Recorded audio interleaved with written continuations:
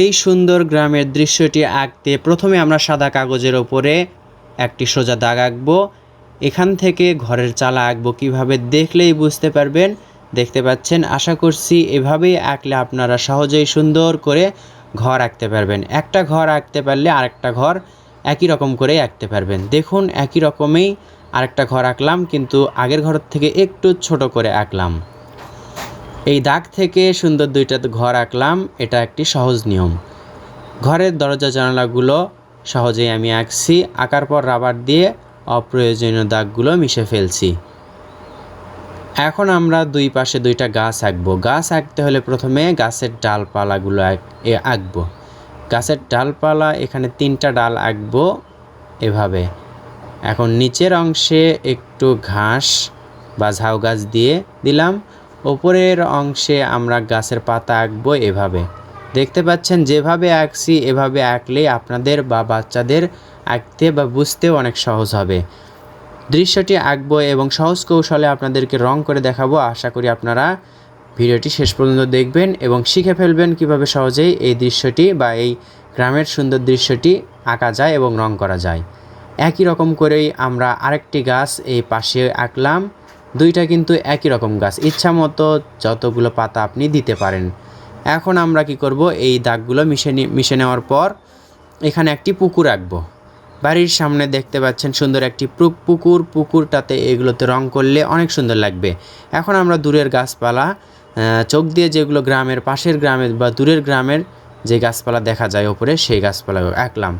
এখন রং করার পালা। রং করার শুরুতেই আমরা উপর থেকে রং করা শুরু করব। উপরে কি আছে? গাছ আছে। গাছে আমরা কি রং করব? সবাই জানি গাছের পাতা সবুজ হয়। এক কালারেই আমরা সবুজ রং দুইটাতেই করব।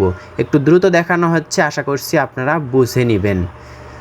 গাছের পাতায় সবুজ রং করা হচ্ছে এবং এই সবুজ রঙই আবার দূরের যে গ্রামের গাছপালা আছে সেগুলোতে করছি। আমরা চাইলে আরও সুন্দর করে রং করতে পারি, রঙের মিশ্রণ করতে পারি, কিন্তু করলাম না, কারণ বুঝতে ছোট বাচ্চাদের কষ্ট হবে। রং বেশি করলে তাহলে অসুবিধা হবে।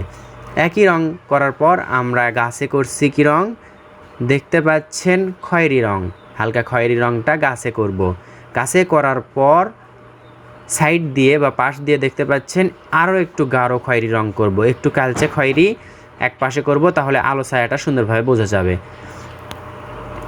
এই গাছেও একই রকম করে রং করার পর আমরা বাঁ পাশে কি রং করছি?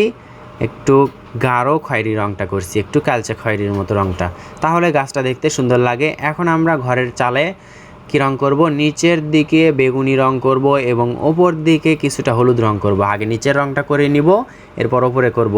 দুই চালাতে আমরা একই রং করলাম, ছোটদের করতে সুবিধা হবে বা বুঝতে সুবিধা হবে এজন্য। চাইলে অন্য রঙও আমরা করতে পারি। ওপর দিকে কাঁচা হলুদ রংটি, এই রংটি এটার সাথে মিশে দিলে সুন্দর লাগবে। আর এই ঘরে আমরা কি করছি? এটা ছাই কালার বা অ্যাশ কালার বলতে পারেন, এটা করছি। আর আমরা করছি এটা হচ্ছে পেন্সিল রং থেকে, মাটি পেন্সিল রং থেকে। চাইলে আপনি 12 কালার থেকেও করতে পারেন, 24 কালার থেকে, 48 কালার থেকে, যে কোনো কালার থেকে। আমি যেই কালারগুলো করছি সেই কালারগুলো আপনারা পেয়ে যাবেন যে কোনো রং থেকে। এটা আপনি প্যাস্টেল রঙেও করতে পারেন, পেন্সিল রঙেও করতে পারেন, কোনো সমস্যা নেই। এখন আমরা কি করছি? পুকুরে রং করছি। পুকুরের পানিতে কি রং করব? আকাশি রংটা করছি। আকাশের যে রং থাকবে সে রংটা দিলেই ভালো হয়। আকাশি রং করব এবং ওপরের পাড়ে আমরা গাঢ় খয়েরি রং করব, যেই রংটা গাছের এক পাশে করেছিলাম। এরপর আমরা এই জমিতে বা জমিনে আমরা কি রং করছি? দেখতে পাচ্ছেন সবুজের মতো এই রংটি আপনারা বেশি রং 48 বা 62 রঙের মধ্যে এগুলো পেয়ে যাবেন। হলুদ এবং সবুজের মিশ্রণে যে রংটি হয় সেই রংটা আমরা করলাম। আপনারা চাইলে টিয়া রংটি করতে পারেন ঘাসে বা যেই মাটিতে আমরা যে রংটা করলাম। আকাশে আমরা কি রং করছি? হালকা করে আকাশি রংটা করে দিচ্ছি। আশা করছি বুঝতে পারছেন। এখন এখানে একটু ঘিরা দিচ্ছি, আমরা বেড়া বা ঘিরা আঁকছি। এইভাবে আপনারা সহজে আঁকতে পারবেন। আশা করছি সহজেই শেখাতে পারলাম কিভাবে এই দৃশ্যটি আঁকতে হয়। ভালো লাগলে লাইক করবেন, শেয়ার করবেন। আসসালামু আলাইকুম।